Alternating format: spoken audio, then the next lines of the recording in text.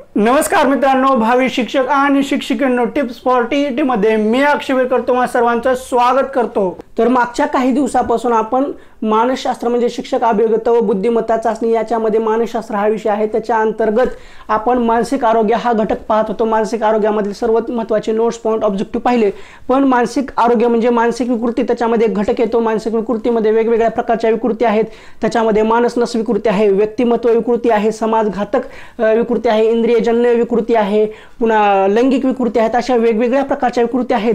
त्याच्यापैकी आपण मानसनस विकृतीमध्ये 4 विकृत्या पाहिल्या होत्या। मग त्या 4 विकृत्यामध्ये वेगवेगळ्या होत्या। कुठल्या विकृत्या पाहिल्या होत्या? वियोजनात्मक विकृती पाहिली होती, पुन्हा एन्झायटी डिसऑर्डर पाहिलं होतं, त्याच्यामध्ये 5-6 विकृत्या होत्या, त्या सर्व पाहिलेल्या आहेत। पुन्हा सोमॅटोफॉर्म डिसऑर्डर, त्याच्यामध्ये 4-5 विकृत्या होत्या, त्या सुद्धा पाहिलेल्या आहेत। मग त्यानंतर अनिवार्य चिंता विकृती किंवा अनिवार्य विचारकृती हे सुद्धा पाहिलेलं आहे। अशा प्रकारे मानसनस विकृतीमध्ये जेवढ्या काही विकृत्या येत होत्या त्या सर्वच्या सर्व आपण मागच्या व्हिडिओमध्ये पाहिलेल्या आहेत। ते पाहिले नसतील तर ते तुम्ही पाहून घ्या। आणि आजच्या या व्हिडिओपासून आपण व्यक्तिमत्व विकृती पाहायला सुरुवात करणार आहोत। आता व्यक्तिमत्व विकृतीमध्ये पहिली विकृती आहे व्यक्तिमत्व विकृतीमधली पहिली विकृती आहे समाज विघातक व्यक्तिमत्व विकृती, म्हणजे अँटी सोशल पर्सनॅलिटी डिसऑर्डर। ही विकृती खूप महत्त्वाची आहे आपल्या रोजच्या दैनंदिन जीवनासाठी तरी। Anti social personality disorder. आता समाज विघातक व्यक्तिमत्व विकृतीला बळी कोण पडतात? विधान महत्त्वाचं आहे। समाज विघातक व्यक्तिमत्व विकृतीला बळी कोण पडतात? आता आपण पाहू बळी कोण पडतात। तर खालावलेला सामाजिक आर्थिक दर्जा। खालावलेला सामाजिक आर्थिक दर्जा म्हणजे काय? तर समाजामध्ये त्याला मान नसणे, त्याची गिनती नसणे, किंवा समाजामध्ये त्याला कोण ओळखत नसणे, किंवा त्याचं व्यक्तिमत्व असं असणे, त्या व्यक्तिमत्वामुळे समाजातले लोक त्याला तुच्छ समजतात किंवा लक्ष देत नाही आहेत, किंवा त्याची सामाजिक क्रिया अशी असते, किंवा त्याच्या आयुष्यामध्ये काहीतरी अशा गोष्टी घडलेल्या असतात, म्हणजे त्याचं सामाजिक आयुष्य खालावलेलं असतं किंवा त्याचा सामाजिक आर्थिक दर्जा खालावलेला असतो। मद्यपानाचा अतिरेकी सवय। आता काही जणांना मद्यपानाची खूप सवय असते, तर मद्यपान का करतात हे आणखी स्पष्ट झालं नाही, पण सहसा जास्त ह्याच्यामध्ये मद्यपान कशामुळे करतात? टेन्शन कशाचं असतं? पुरीचं असतं। पोरगी बोलली नाही, ब्रेकअप झालं, पॅचअप होतं, ब्रेकअप होतं, मग लव मॅटर असतं, त्याच्यामध्ये ब्रेकअप झालं तर मग ते मद्यपानाची सवय लागते, किंवा बोलत असून बोलत नाही, मग बोलणंच टाळायला चालू केली की लोक दारू प्यायला चालू केलतात। मग तिनं असं का केली, माझ्यासोबत असंच का केली, मला बोलत असताना तिनं पण अचानक बोलणं का बंद केली, मग मद्यपानाची सवय लागणे। किंवा अशा काही वेगवेगळ्या गोष्टी असतात की टेन्शन येणं, फॅमिली मॅटर असतात, नवरा बायकोचे भांडण होतात, किंवा नवरा बायकोमध्ये सतत भांडण होत असाल तर दारूच्या आहारी जाणं, किंवा पालक संबंध चांगले नसणे, किंवा फॅमिलीमध्ये नवरा बायकोचे भांडणं होत असतील तर त्याचा परिणाम लेकरांवर होतो। मग लेकरू दारू प्यायला शिकतो, व्यसन करायला शिकतो, मग त्याचीच कुठली तरी अशी एखादी गोष्ट असते ती मनामध्ये सारखंच बसते, आणि त्याच गोष्टीचा राग धरून ती व्यक्ती मद्यपानाचे अतिरेकी सवय होते। म्हणजे त्याच्यामुळं म्हणजे ही समाज विघातक व्यक्तिमत्व विकृती आहे। त्याच्यामधले हे लक्षण आहेत, म्हणजे ह्या विकृतीला कोण बळी पडतं ते पाहत आहोत आपण। मादक द्रव्य व्यसनाधीनता। आता मादक द्रव्यामध्ये काय आहे? तंबाखू आहे, खैनी आहे, चिनी आहे, दारू आहे, चरस आहे, गांजा आहे, असे वेगवेगळ्या प्रकारचे आहेत। त्या याच्या आरी जाणे याची व्यसनाधीनता। पुन्हा आत्महत्येचा प्रयत्न। कुठल्याही विकृतीमध्ये आत्महत्येचा प्रयत्न किंवा आत्महत्या हा तर नॉर्मल आहे। कुठल्याही विकृतीने ग्रस्त झाला तर हा शेवटचा टप्पा असतो आत्महत्या, त्याच्याशिवाय त्याला दुसरा कुठलाही ऑप्शन वाटत नाही। कौटुंबिक विसंवाद यासारखी पार्श्वभूमी असलेल्या कुटुंबामध्ये जी लहान मुले असतात ती पुढे समाज विघातक व्यक्तिमत्व विकृतीला बळी ठरतात। मग आम्ही सांगितल्याप्रमाणे कसं कौटुंबिक विसंवाद यासारखी पार्श्वभूमी असलेल्या कुटुंबामध्ये, आता समजा नवरा बायकोचं जमत नसेल, त्यांचं जमत नसेल तर ते नवरा बायको आपल्या पाल्यांना नीट वेळ देत नाहीत, जास्त बोलत नाहीत, त्यामुळे अशा मुलांमध्ये पुढे जाऊन समाज विघातक व्यक्तिमत्व विकृतीला ते बळी ठरतात।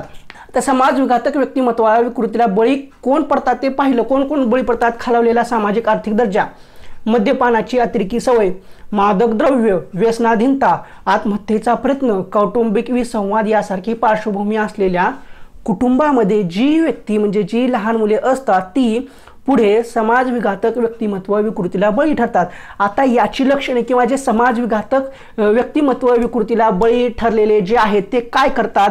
तर ते उचलीगिरी करतात, म्हणजे इकडली वस्तू उचल तिकडं कर, तिकडली वस्तू उचल इकडं कर।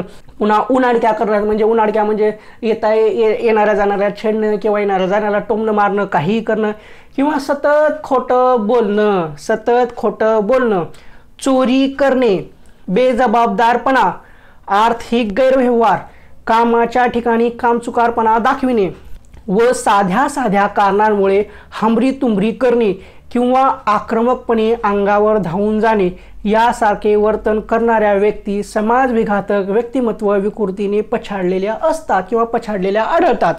आपल्या आवेशपूर्ण वर्तनामुळे आपल्याला शिक्षा होईल किंवा आपले काही बरे वाईट होईल याची त्यांना अजिबात फिकर असत नाही. अशा व्यक्ती संवेदनशून्य असतात.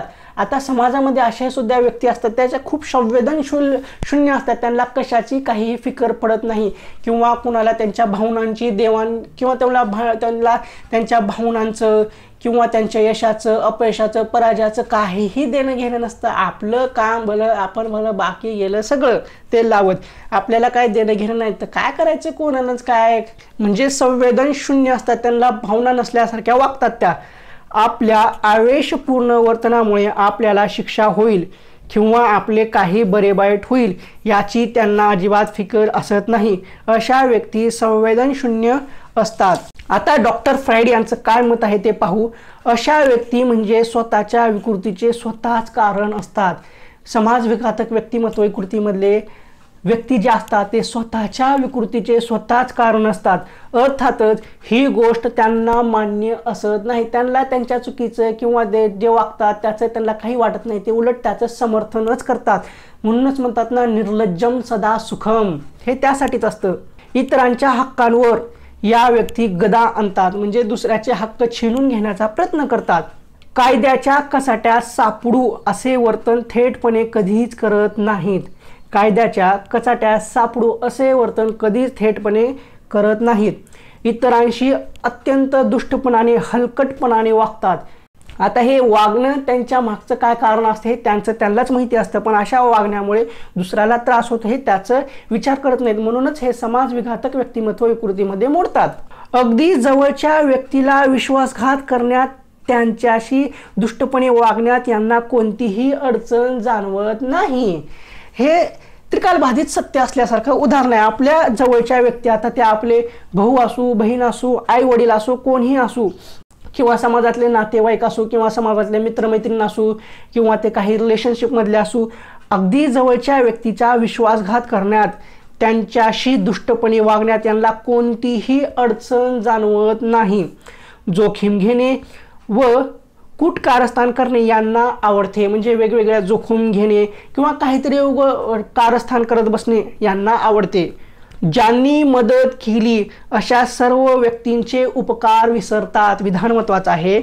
ज्यांनी मदत केली अशा सर्व व्यक्तींचे उपकार विसरतात. म्हणजे हे समाजविघातक व्यक्तिमत्व विकृतीने पछाडलेल्या व्यक्ती असतात. त्यामुळेच त्या अशा करतात. काय करतात? ज्यांनी मदत केली अशा सर्व व्यक्तींचे उपकार विसरून जातात. ते म्हणजे कृतज्ञ असतात. कृतज्ञ आणि कृतज्ञ याच्यामध्ये खूप फरक आहे. त्या प्रकारचे असतात. म्हणजे ज्यांनी मदत केलेली आहे अशा सर्व व्यक्तींचे उपकार विसरून जातात. त्यांच्याशी काय देणं घेणं झालं, आपलं संपलं, विषय मिटला, आपलं भागलं, बस झालं. सर्वसाधारणपणे समाजविघातक व्यक्तिमत्व असणाऱ्या व्यक्तीमध्ये खालील लक्षणे आढळतात. आता हे फ्राईडने सांगितलेले लक्षणे आहेत. कोणते आहेत ते लक्षण आपण पाहू.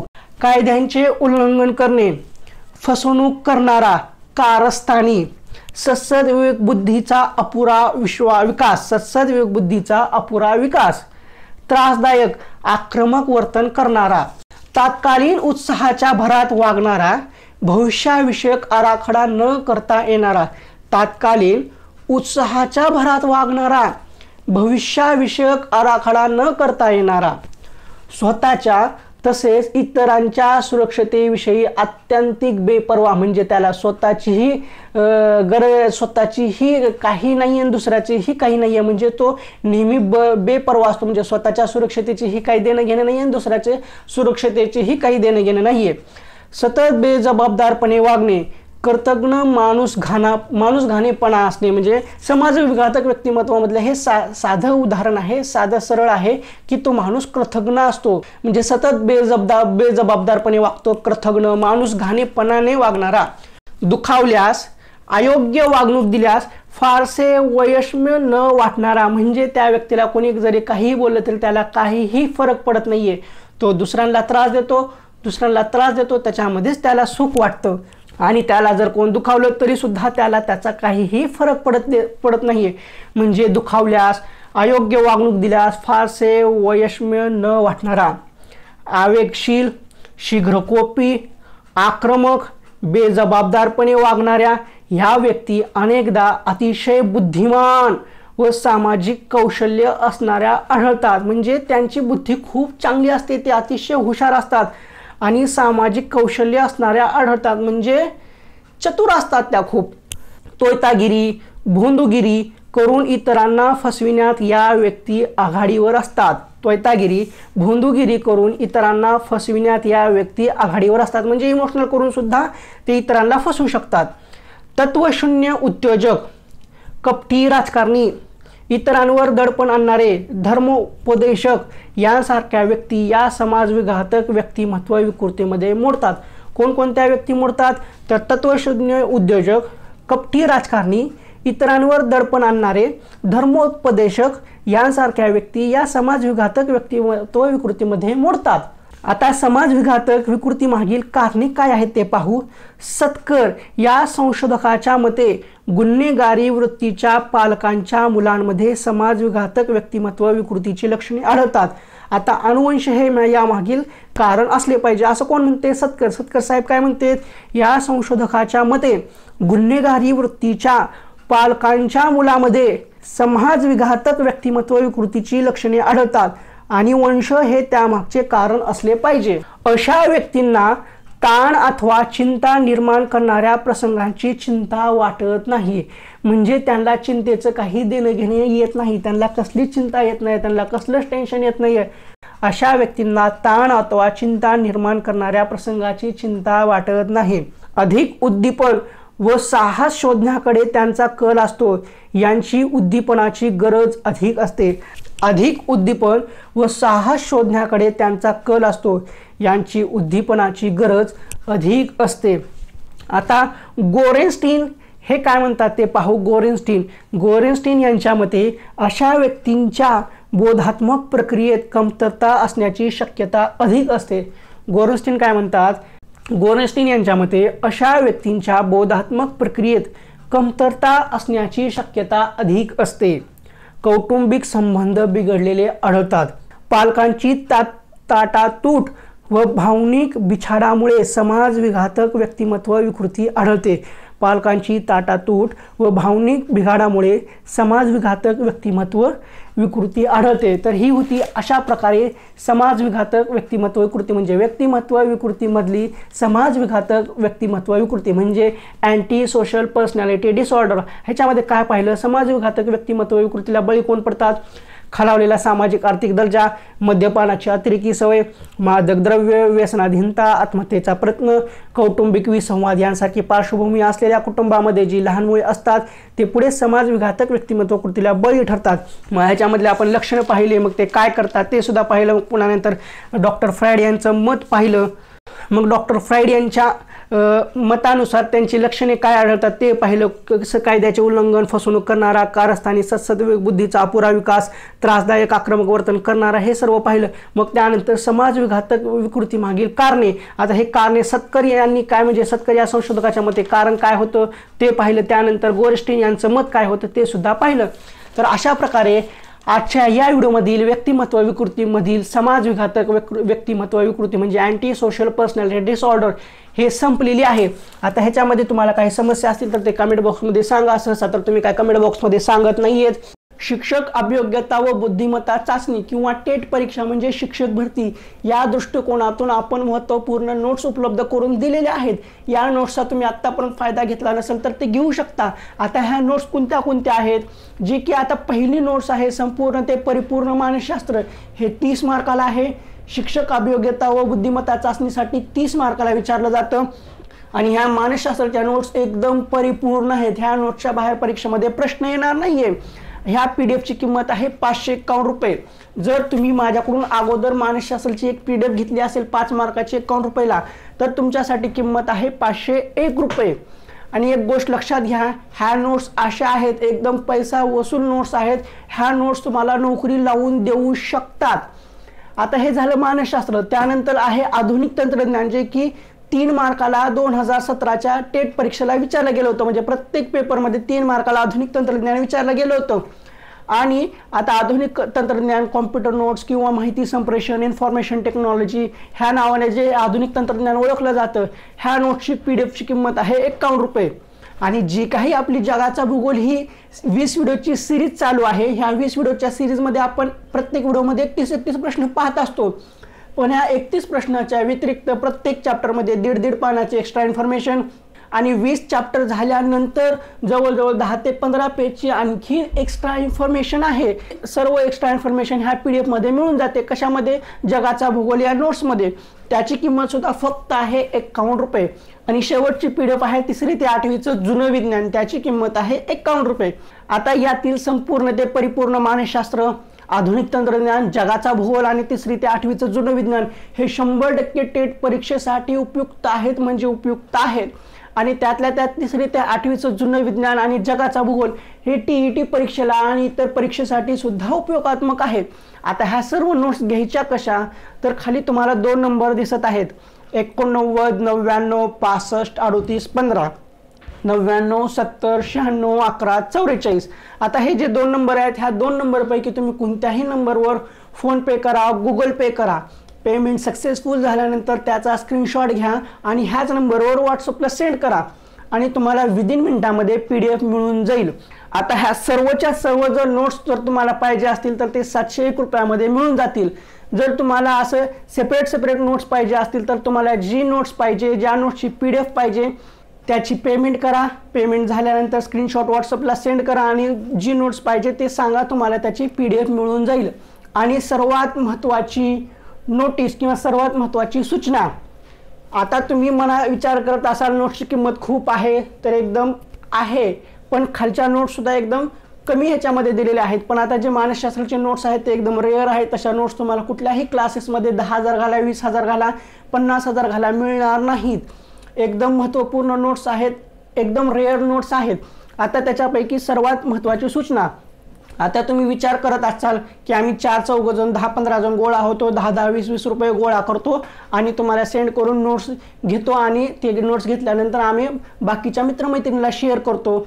तर तसं केलात तर याच्यात तुमचंच नुकसान होणार आहे. कारण ह्या ज्या काही नोट्स आहेत ह्या प्रत्येक नोट्सच्या PDFला आपण पासवर्ड प्रोटेक्शन दिलेलं आहे, जेणेकरून तुम्ही त्या नोट्स कुणालाही शेअर करू शकणार नाहीत.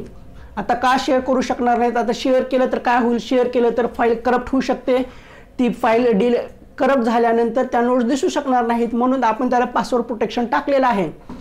तुम्ही पैसे दिलात, पैसे देऊन तुम्ही नोट्स घेतलेला आहात, त्याचा उपयोग फक्त तुम्हीच करावा, त्यासाठी याला पासवर्ड प्रोटेक्शन दिलेलं आहे.